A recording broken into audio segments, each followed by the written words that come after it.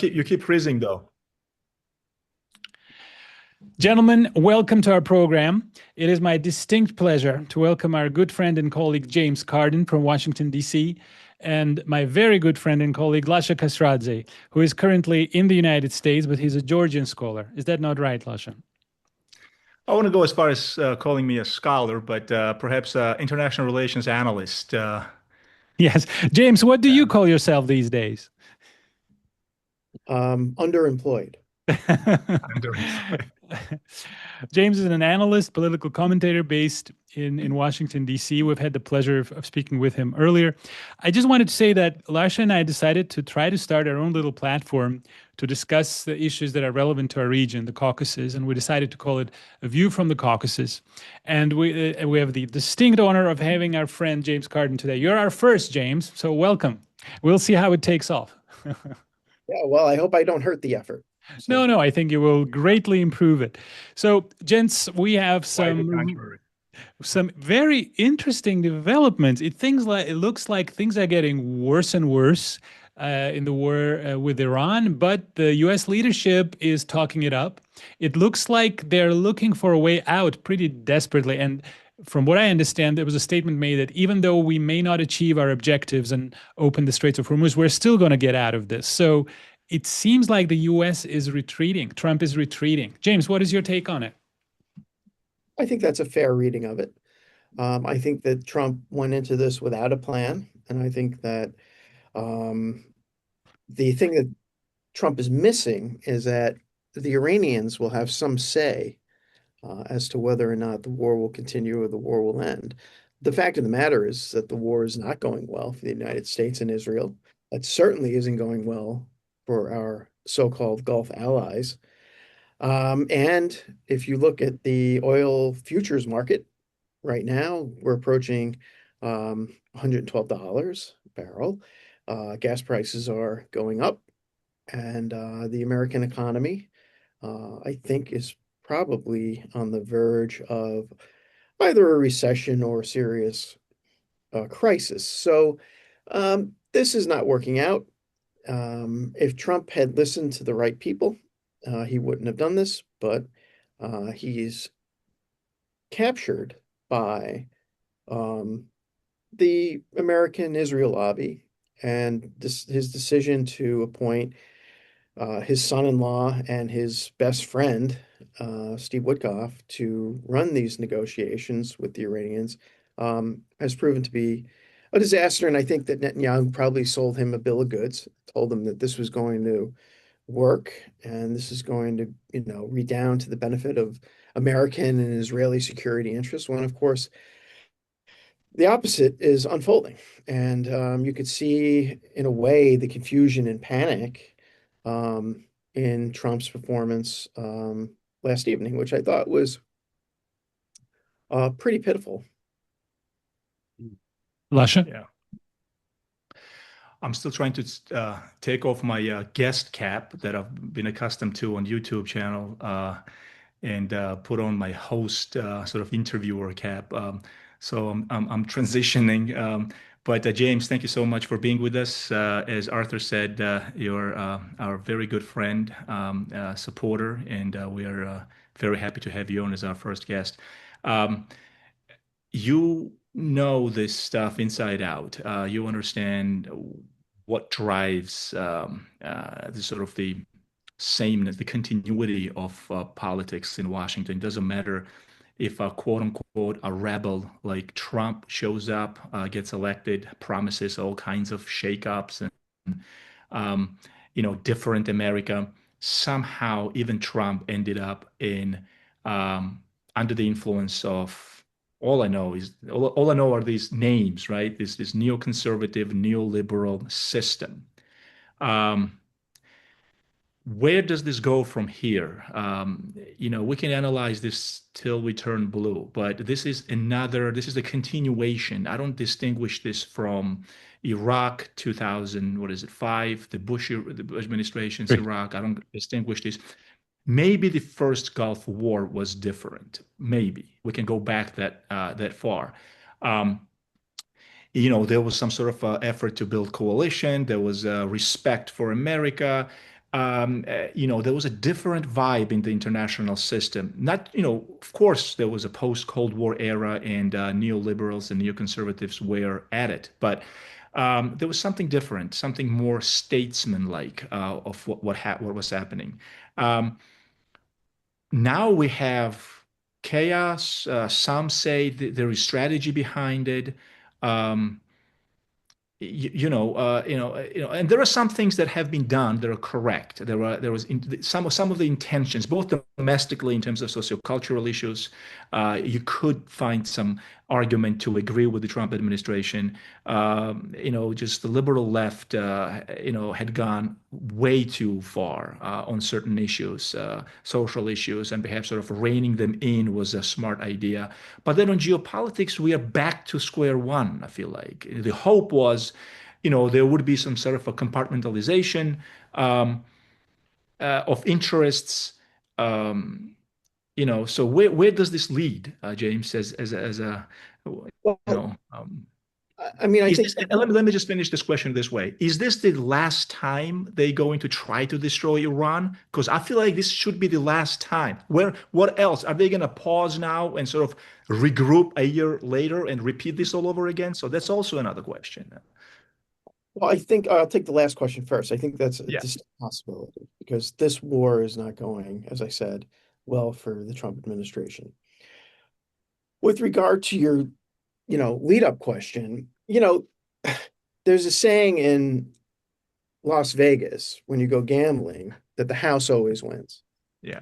Well, the house always wins in Washington, D.C., and the house I'm talking about is the foreign policy establishment that's bipartisan and very dug in here. They control the Hill, and they control the think tanks, and they control the media. And, what we've seen is a disturbing continuity between the policies of the Trump administration and the administrations that came before it. This isn't exactly new. So there's a line in Robert Gates's autobiography. Robert Gates served as CIA director and then as Secretary of Defense. And Gates recalls meeting with the Obama transition team in the winter of 2008, just before Obama was inaugurated in January of 2009. And he says, what the Obama team didn't seem to understand is that there was going to be a lot more continuity with the policies of George W. Bush than they expected. And he predicted that they were going to be surprised by this, and he turned out to be right. There was a lot of continuity between W and Obama, and there's been a lot of continuity thereafter. And that is kind of the sad, long, sordid tale of American foreign policy in the post-Cold War world. There's continuity, and you have continuity because, again, the saying, personnel is policy. That's true. And so if you have the same types of people who believe the same sorts of things, no matter if they're Democratic or Republican, you're going to get the same sorts of policies. And one of my favorite sayings that I never tire of repeating comes from the great journalist and grand strategist Walter Lippmann, who said that we're all think alike, no one thinks very much. And that is basically the core of the problem with American foreign policy. So you can elect a Trump, you can elect a Biden, you can elect an Obama, you can elect a W. It's all the same stuff. And where this war is proof of that. If I may, you gentlemen don't mind if we do this more like a group discussion rather than just questions and answers, do you? I think it'll be more fun. So correct me if I'm wrong, James. You know more about this. There was this thing called the Vietnam Syndrome that prevented the U.S. from getting involved in these kind of wars. America learned it the very hard way, 8 years, if you count it that way, 59,000 lives, American lives, over a million and a half Vietnamese lives. And finally, the American public opinion forced the U.S. to withdraw. Nixon ended the war.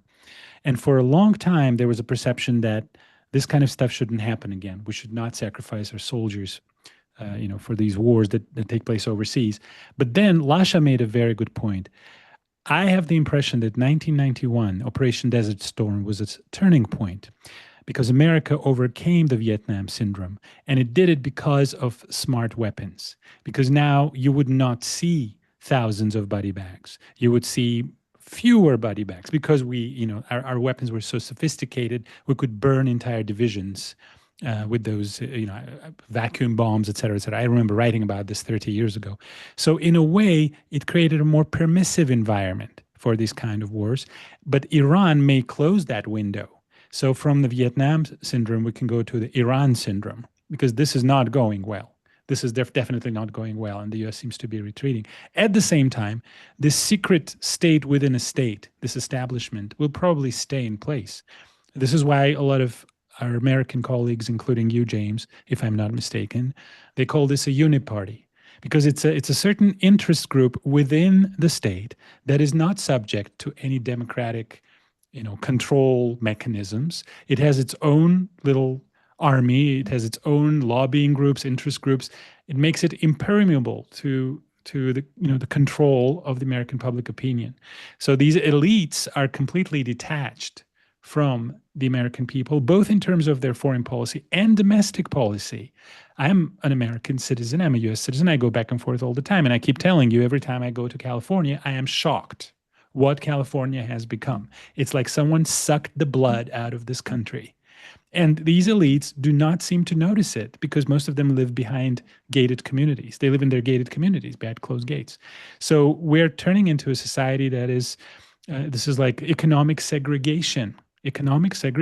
And our foreign policy also becomes completely detached from the interests of the American people. So it's a state within a state. I think the idea that there may be an Iran syndrome after this debacle is actually a very hopeful outcome. I don't think it's going to happen because of what you describe, the power of the national security state or permanent state, but also the various foreign lobbies here that control Congress and control the policymaking process. I don't want to get bogged down in a historical debate, but I dispute the existence of the Vietnam syndrome. I think that the Vietnam syndrome was basically overcome almost as soon as it was diagnosed. The only evidence really for a Vietnam syndrome was the passage of the War Powers Resolution in 1973, and then 73. perhaps the Church and Pike committee hearings in 1975, 76.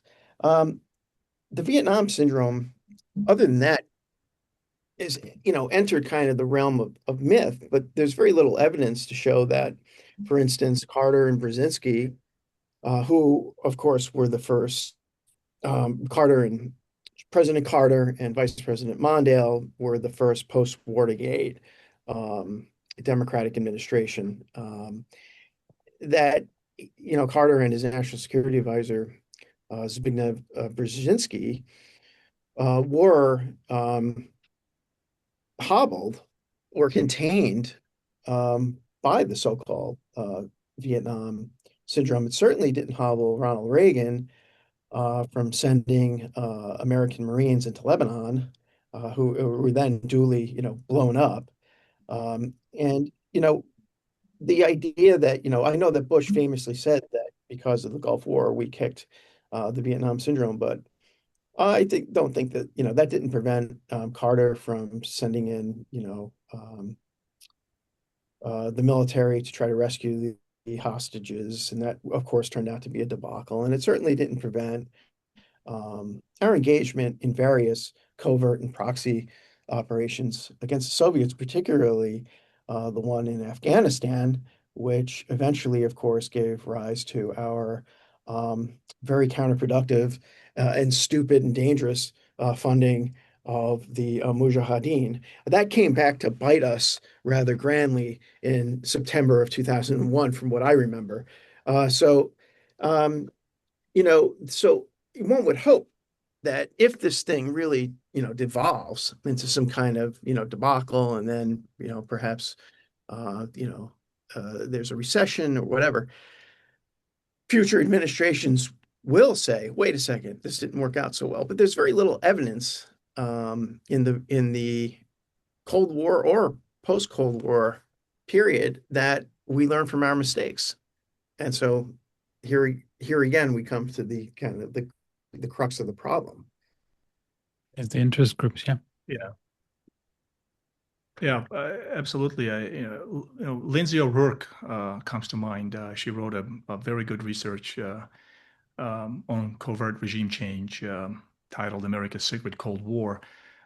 So yes, it's more of the same, more of the same. If I may just interject here on some of the plans that James has, we completely missed that in the beginning. James is working on his book, The Great Betrayal: How the Democrats Became the Party of Hawks. So, James, when are you planning on finishing that up? Just briefly here. Well, I hope it's never finished. never ask that question, right? I think it's finished. I hope it's finished. That's really up to the editor now. So I think that we'll be moving into the production stage fairly soon. Excellent. Congratulations on that. Congratulations. Our audience, whoever watches us, to look that up. So where do we stop? The link is on Amazon right now, so pre-order. Okay, There you go. with pleasure. It's Yeah. actually a very interesting subject. Very interesting subject. So clearly, you know a lot about U.S. foreign policy. Dissection of what we've been talking about, sort of the sources of problems on foreign policy, I would imagine, James, right?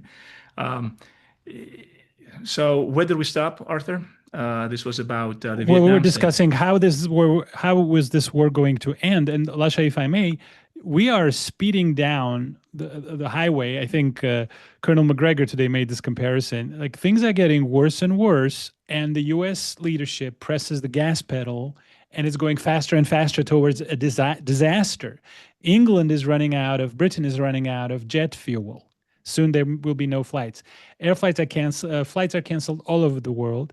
The AI industry is suffering because they can't produce any chips.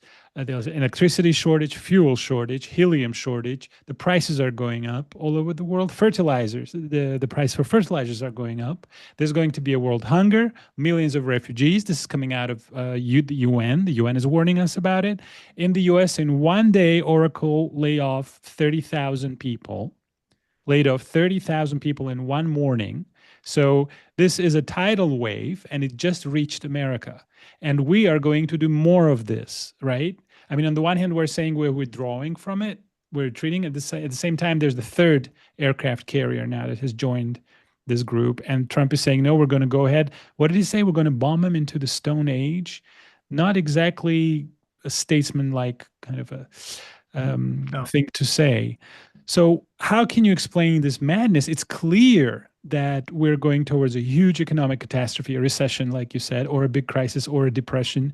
Even if we stop now, it's going to take weeks and months to fix the damage. And yet we're speeding down that road.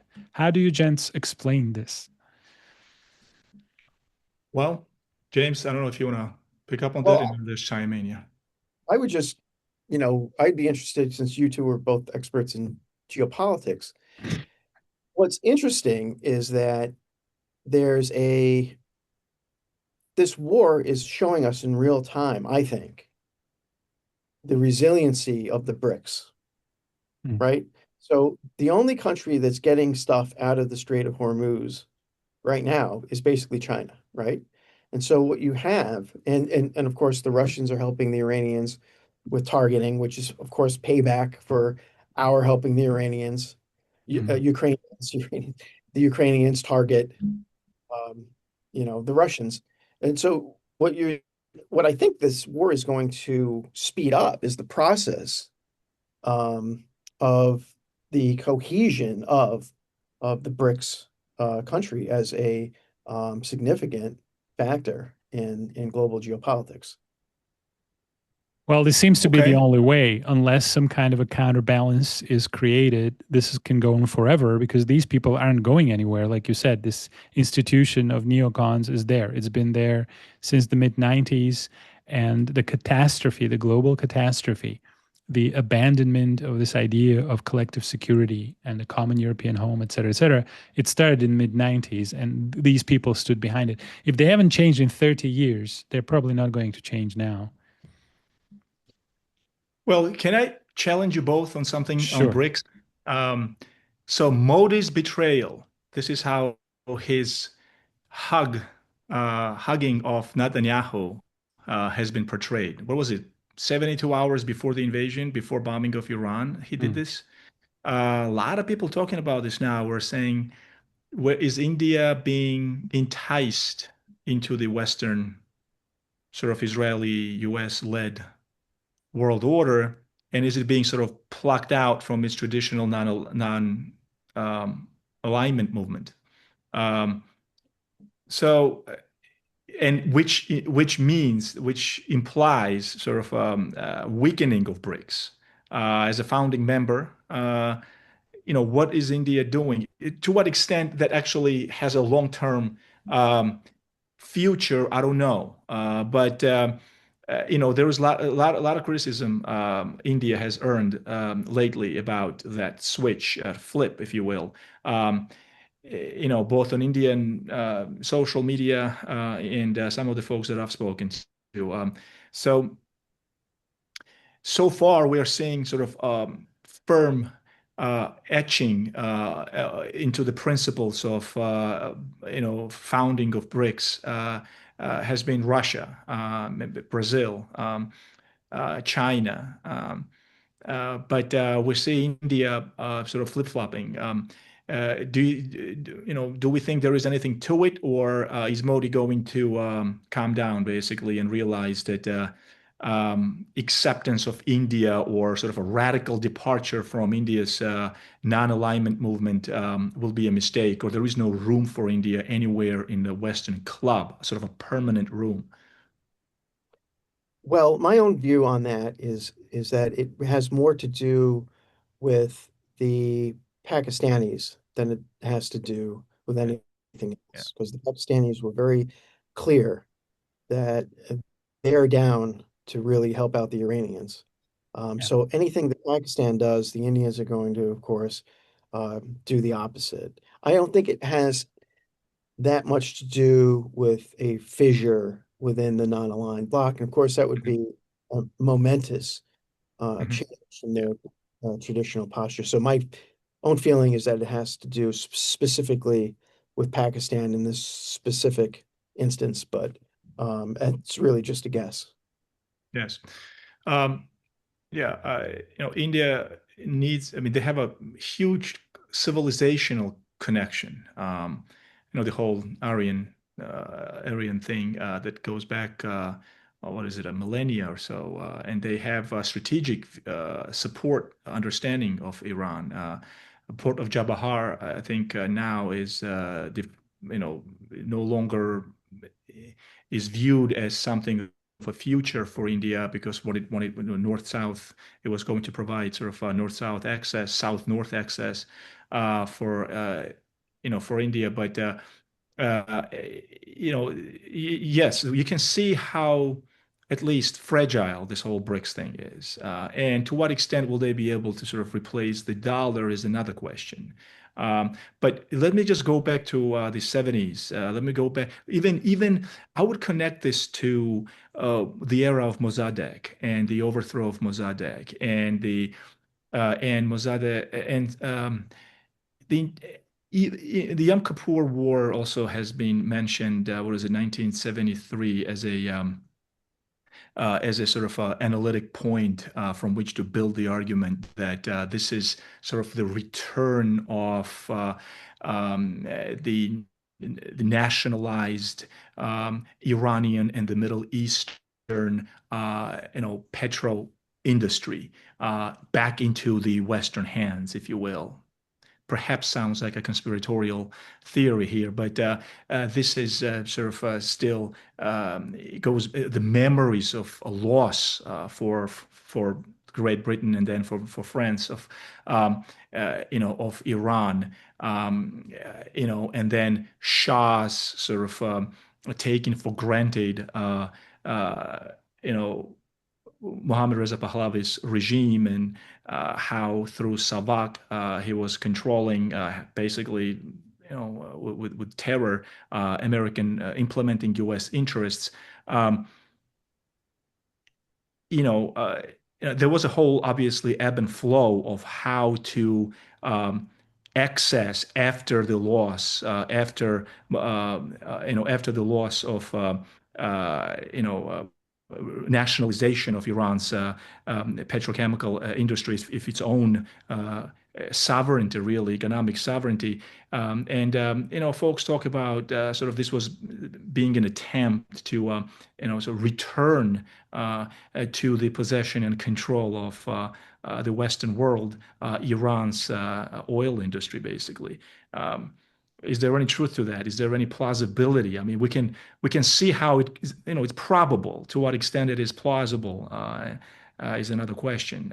But there is certainly another layer to this where it's control of China through that passage.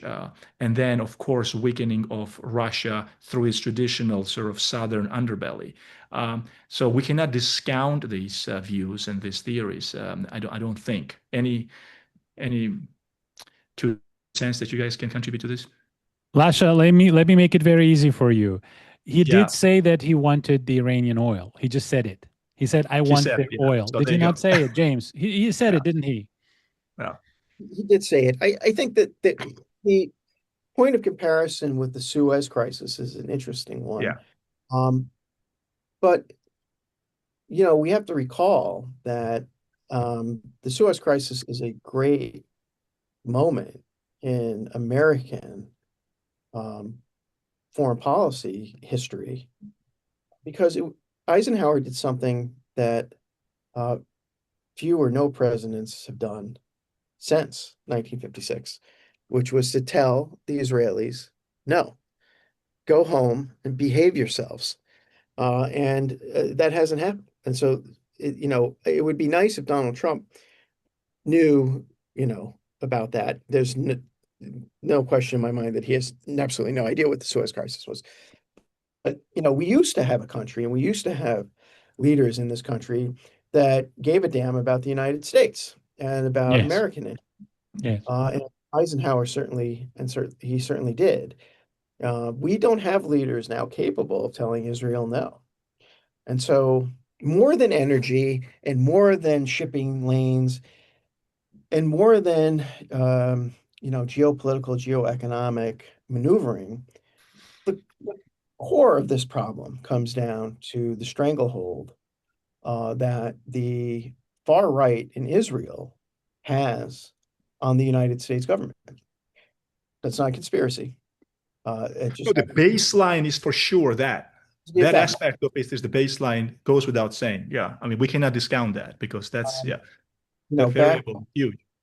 back in the mid 2000s, you had an APAC operative named Stephen Rosen, who was ostensibly an American citizen. He was arrested for espionage, and he had bragged that within 24 hours he could get the entire U.S. Congress to sign the back of a napkin if he asked them to, because he was with APAC. And that's basically what we're dealing with today. There's, Thomas Massey, who and Rand Paul, who will tell them no. Marjorie Taylor Greene tried to tell them no, and she got drummed out of Congress. So what you have is a stranglehold on basically the American government. So, there isn't just the West Bank that's occupied and the Golan Heights that's occupied and Gaza that's occupied. I would say that I live in occupied territory here in Washington. And that's the sad truth of the matter. It's the power of Yes. lobbying. That's the power of donors. And it doesn't just go for the Israeli lobby, although it is remarkably powerful. There are also other lobbies like the pharmaceutical industry, the big tech, et cetera, but they pale in comparison. So again, we have a state within a state. How to solve this problem, how to get rid of, how to make democracy work democratically so that our elected representatives are accountable to the voters and not to interest groups. I have some ideas, but perhaps that's something for another discussion. Shall we return to our region then and discuss how this can affect the Caucasus, Armenia, Georgia, Azerbaijan, because Azerbaijan was almost provoked into entering this conflict, and it didn't happen, thank God. So, how can we stay out of this and of any future confrontations with Iran, with Russia, with something that Georgia seems to be succeeding at, and something that Armenia cannot figure out with this leadership? Well, guys, I don't know about you, but I watched Pashinyan's meeting with Putin. Uh, It wasn't this. What is this guy thinking? With all the respect to Armenia, the Armenian people, Georgia, Armenia, they have a great relationship. It's not, I'm not. I'm just mentioning. I'm trying to stay as objective and as neutral as possible. you're But being very polite. Now you can say yeah, what you no, really want. no, it's not just that. I understand the Karabakh gang historically since the 80s and 90s, the split within the Armenian political elite. Um, hardliners on Karabakh issue. To many respects, I draw parallels on hardliners and lack of pragmatism in Georgian sort of foreign policy when it comes to Samachablo, Ossetia, Abkhazia. Um, but be that as it may, just by listening to what Pashinyan was, Putin was basically, if you listen to that interview, he was winning strategically in real time. Putin was, and Pashinyan was basically saying, something along the lines of, "Sure, we understand that Russia is our big brother, roughly speaking, but we're gonna sort of try to push you as much as we can as long as we have sort of a go ahead from or sort of a hopeful message from the Europeans. And then if we reach some sort of a you know crossroads, we will calm down." That was the implication. Putin was watching him and saying, first, there was his response after Putin said, there could not be a geoeconomic or economic sort of intercourse with simultaneously with the Eurasian Union and with the European economic strategy. Um, and I think, if I remember correctly, he mentioned the example of Ukraine. And then he went into technicalities, how that economic intercourse had some sort of tangible economic, problems. There was a mismatch. There was a lack of synergy. Um, and he also said something about energy sales to Armenia, that Moscow was giving Yerevan a radical discount on pricing. I don't remember the exact numbers here, but it was a few $100s less. And he mentioned that it was not an easy thing to do, or that it was an extremely important thing to understand and be thankful for. And then Pashinyan, basically what I just mentioned, gave him that answer, saying, "Oh, sure, yes, thank you, but we're going to continue." That entire conversation showed that it was a lost case for Pashinyan. I'm sorry, that maybe I'm exaggerating, but it was there was no, and we've been saying this, all of us, that even with Azerbaijan, there is no promise that the West can provide a guarantee, let alone a security guarantee for either Azerbaijan or even I mean for Armenia or even Azerbaijan, that can sort of isolate them, and secure them away from the Russian reach. Because it all basically boils down to Russia's security concerns. And Putin, to a certain extent, is flexible when it comes to economic intercourse if these countries want to do something through corridors and Zangezur and work with Europeans. There is a flexibility there, even though he says that in the long term there cannot be sort of a long-term synergy within the two systems economic intercourse. So overall, Putin is basically saying, just calm down, because you really need to watch your step. That's the sense I got from that interview. James, what did you think? Yeah, I don't disagree with what Lasha was saying. I think that it's similar to what I was talking about The problem in Armenia is similar to the problem that we face in Washington. It's a leadership problem. Yes, yes, yes, yes. Yeah, Very yeah. tied in with the worst kinds of people in Washington. So Armenia, needs to deal with that through democratic means at some point. But the idea, being pitched by the same people, and they do this, in Georgia too. These, last time I was there, they had these foolish, college student protesters outside of the parliament carrying the American flag and saying overthrow the Georgia government. I mean, the problem is that we have people here who have no problem issuing false promises and giving false assurances. And then you unfortunately have people over in Armenia and Georgia who are credulous enough to believe it. And they shouldn't. And they keep repeating the same mistakes over and over again, which is this whole different discussion, why leaders make mistakes like that. But Lasha, does this look a Arthur? little bit like Saakashvili to you? Does this guy remind you of Yeah, Saakashvili in any way? yeah, yes. Perhaps much more tamed Saakashvili because of the international environment of the environment in the international system.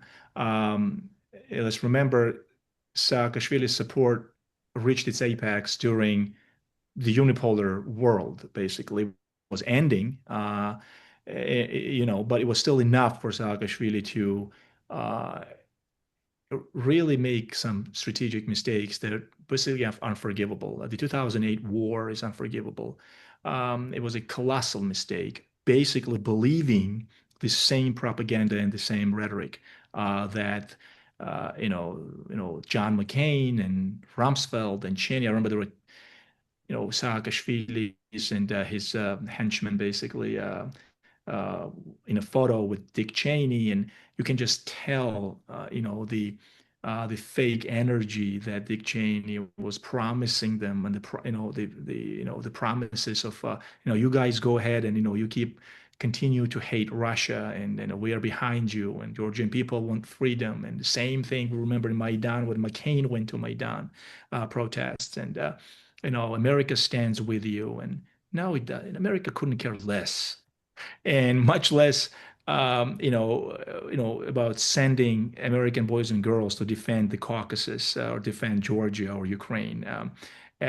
So strategically, this region is under a question mark, correct? I mean, it doesn't represent a vital national security. In fact, the region that we all thought represented the vital national security interest for Washington, the Middle East, and the Gulf states, look what's happening there. Where is Washington on this, right? Why aren't they defending these Gulf states categorically against, the great, the enemy, Iran? So you can see how changing and how sort of how much the sense of betrayal sort of is rests within the international system and among great power relations, where these minions, these small states, they just buy into it. They really, they really swallow it all up. They think that just because they want freedom away from Russia, that the West is coming to get them, to save them. Um, uh, and this has been the absurd with which Georgia has been living since the early days of the breakup of the Soviet Union. So it's shocking to me that Pashinyan has not realized this, has not looked back in history and said, "What am I doing? Who is promising me anything? What am I going to eventually tell my own people when this won't, when this does not pan out?" Um, so, I'm, it's I'm sort of curious. Sorry to interrupt, yeah, but I have a question, I guess, for you both with regard to the similarities or not between Pashinyan and Saakashvili. I mean, Saakashvili was kind of a depraved sadist kind of character. yeah, Um, yeah, yeah. Because Pashinyan seems to me just to be kind of a credulous um, think tank sort of person who would fit in very well here at the Atlantic Council or whatever. Does he have the same sort of criminal, mentality that Saakashvili had, or like or are they similar in that fashion as well? I think, if I may, Lasha, I think, well, of course, Lasha knows a lot better about Saakashvili. I don't know much about him. I know that Saakashvili did a lot for Georgia in the beginning, at least some things that everybody says, oh, yeah, well, he did some things that were great for Georgia. This guy did nothing that was great for Armenia. He led us to a catastrophic defeat, the worst in 100 years. And he surrendered our territory, well, not our territory, but let's say the homeland of the Armenians who lived there, which I thought he was going to resolve peacefully on a compromise solution that was offered to him, which he rejected. Then we lost 5,000 boys. And then this nonstop reign of terror, I must say. 2 days ago, his henchmen beat up a boy, an 18-year-old boy in church. They beat up an 18-year-old boy in church, threw him to the ground together with his brother, dragged them out. This is the guy who speaks on behalf of Western democracy. And one of these boys is still in jail just because he was pushed around by his bodyguards and he's tried to stand his ground. They invaded the church. He has our archbishops who are arrested. He has journalists who are arrested. Me, I mean, he wants to get me. I don't know why he wants me. I'm not that important, but he does. So I can't even go back to Armenia now because I'll get arrested next. He's arresting journalists, members of the clergy, the opposition members, shutting down political parties. This guy, I don't know. I don't think he's a sadist. I didn't know that Saakashvili was a sadist, even though I saw some horrible footage about stuff that was going on with people who were in prison. It's like some sadistic movie. It's like something one of our Italian neorealism directors would have done. But this guy, I don't think he's a sadist, but I think he is just a little bit of a disgruntled loser. I think he just couldn't make it as a journalist and he couldn't make it as a state leader, and he's very upset about it. He's a little bit of a loser. And there are some issues with the cuckoo clock. I definitely think there's a little bit of a cuckoo clock there. But that's just my reading of it. As for this horrible oppression and all these repressions and this dictatorship that's terror, it's a reign of terror. We have our elections in 2 months. He basically said, I can shut down anybody I want. Any party that starts to compete with him, any political force that has high ratings, he's just going to crack down on it, close it down with the help of Europe. He has like European paratroopers arriving soon in about 2 or 3 weeks. They gave him 15 million paratroopers in a political sense. James, I saw your face. No, like political paratroopers. I don't mean actual military paratroopers. He's going to bring the Moldova team, people who did what they did in Moldova. They have their funding now, $15 million. So they're going to fight the hybrid war. It's a new, fashionable term. What does it mean? It means interference, right? Interfering with domestic affairs, which happened since times immemorial. Anyway, so this is where we are. We have our elections coming up in 2 months. We have our opposition that's being terrorized every day, and we have the Europeans who are supporting this dictator. Quite curious. Just for the sake of objectivity, yes, I agree with James and I agree with you, Arthur, that when credit is due, credit must be given. I mean, yes, considering the region, considering that it was all happening in the South Caucasus, it was shortly after the breakup of the Soviet Union. Well, not Saakashvili's regime, but that whole wave of civil wars and state failure basically preceded Saakashvili. He inherited that. There's no doubt about it, and he did. And he and his team worked day and night in the beginning. That's why people were supporting him. Had a huge support from the Georgian society.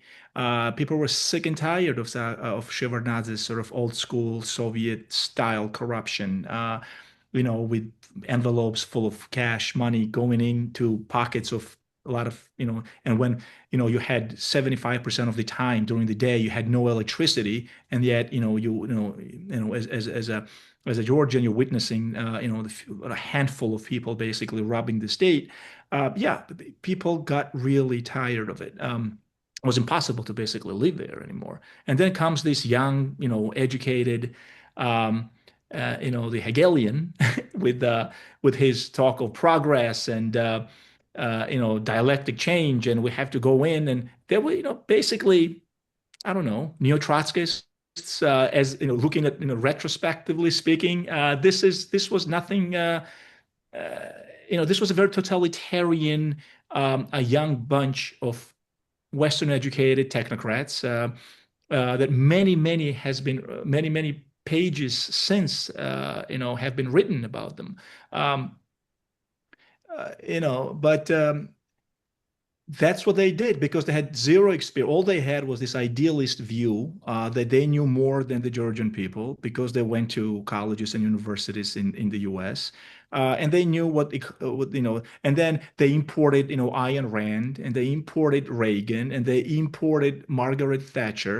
And you see where this is going. This is all neoliberal economics. They imported, everything had to be privatized. That famous saying of Bendukidze, the one of the first oligarchs that Saakashvili brought from Moscow and appointed him as the minister of economy. One of his sayings was, "We sell everything except consciousness or integrity or something like that." Mm. So they sold off all the strategic economic assets. People were asking why. Nobody would listen. Especially under fear, people just wouldn't be able to dare to protest. Um, and so that was the attempt, sort of remanufacture a new Georgian, socially engineer the new Georgian society, and it failed terribly. And now the irony is, and this is why we talk about sort of lack of understanding when it comes to Armenia, that now the Georgians themselves understood that was a mistake. And so they're sort of reverting back to the roots, if you will. This is not your blood and soil movement of Trump. This is different. This is different. There is no racism there. There is no, there is not some sort of how shall I explain? Maybe James can help me on this, but it's not your typical blood and soil. You see what I'm saying, James? It's basically returning to Georgian sort of traditional way of looking at things. Georgian church has been brought back and infused, returned to the Georgian society, if you will. And they quite rationally actually analyze the mistakes that this constant progress without thinking where you might slip up. It was just not going to be sustainable. And then on geopolitics, I think that's where GD deserves some high marks. On the foreign policy front. And so we'll see now. And there is saying now that Georgia is sort of back on its 2 feet, and it's talking even to the United States from a position of a relative strength, a relative principled position that it had not had before. So, James? Well, yeah, I think, one of the things that I know that the Trump movement, and there are a lot of crazy people who are part of it, there are a lot of racists who are part of it. But I don't really think that Trump himself believes in the blood and soil sort of aspect of it.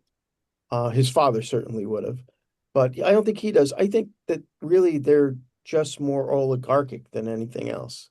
They really are in it to make a buck. And so they'll surround themselves with whoever. So like Peter Thiel, for instance, is, a tech oligarch, but he's not really part of the blood and soil thing. He's married to a man. And you have, Vivek Ramaswamy. And you have people of color of different, orientations and all sorts. It's a kind of a rainbow coalition of crooks. So that's kind of what the Trump thing is. And which isn't to say that, blood and soil movements are not making a comeback in the West. They certainly are, and that's powered by the fact that neoliberalism has not worked and impoverished a lot of people, and that's what happens. So no one has any right to be surprised when the National Rally or AFD come to power soon in France and in Germany, or reform in England, because their economies, like the American economy, has been gutted by very careless free market casino capitalist policies. But I think that the Trump thing, I think that my few liberal and progressive friends rather overstate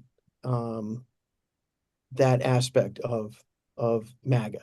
I'm not saying it's not there, and I'm certainly not denying that, ICE has, behaved, terribly over the past year and a half. Uh, but really, I think it's really more about these people lining their pockets than anything else.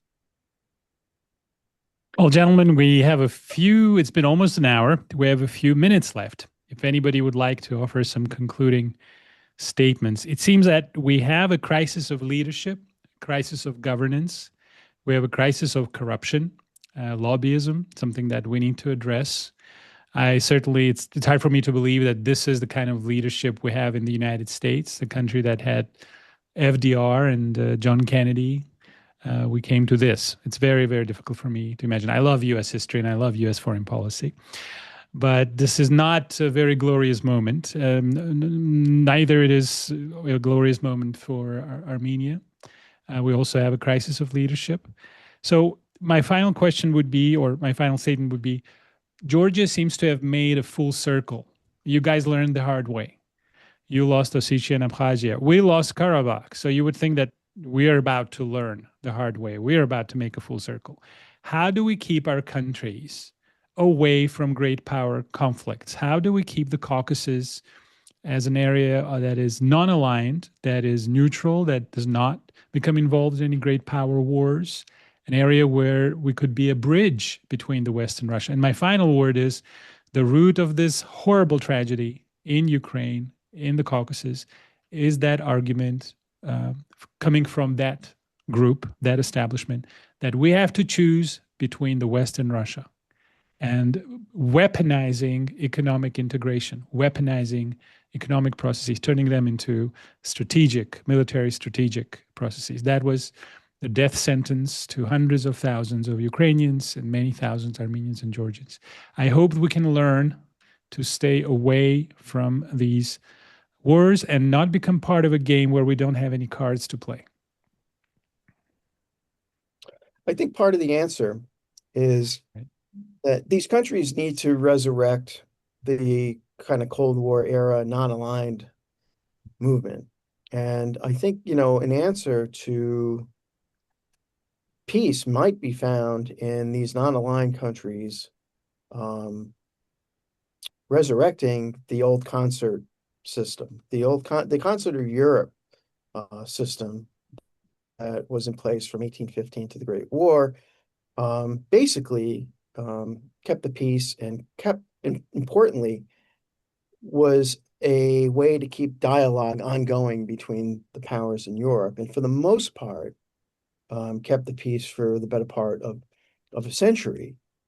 So I think that now would be the time for these countries to link up and begin to think about how they are perhaps better off together than hanging alone. And I think that the BRICS is one such forum, and I think that you're going to see more like that as basically America loses its grip.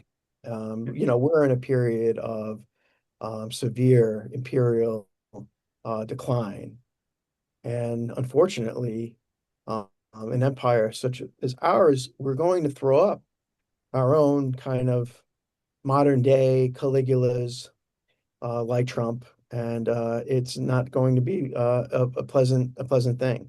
So on that happy note, I'll conclude, and thank you both for inviting me, and I really wish you the best of luck with this program.